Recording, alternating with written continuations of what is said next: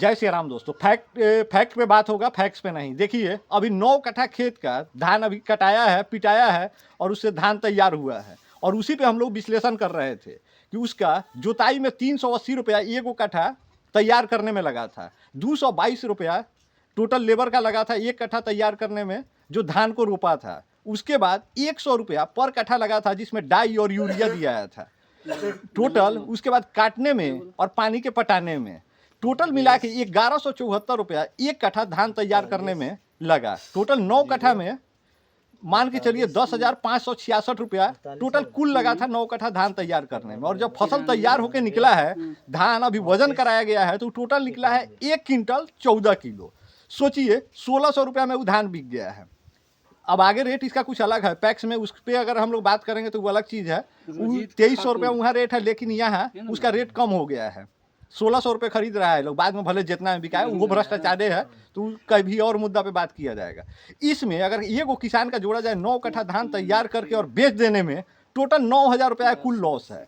अब सरकार इसमें क्या देगी सब्सिडी और क्या इसमें होना चाहिए, ये तो हमको भी नहीं समझ में आ रहा है। इतना बड़ा लॉस भर सक सोचिए कि किसान काहे आत्महत्या करता है और टैक्स कहीं पे कुछ कम नहीं किया जाएगा। वही यूरिया का बात कीजिएगा तो वही किसान 9 कट्ठा धान तैयार जो किया है खेती करके उसमें धक्का खाता रह गया। 15 दिन दौड़ा है, अगर उसका अगर तेल का दाम जोड़ दिया जाए जो बार बार दौड़ के गया लाने के लिए यूरिया और नहीं मिल रहा था तो वो 200-400 रुपया चल जाएगा। मतलब कुल 10-11 हज़ार का लॉस है।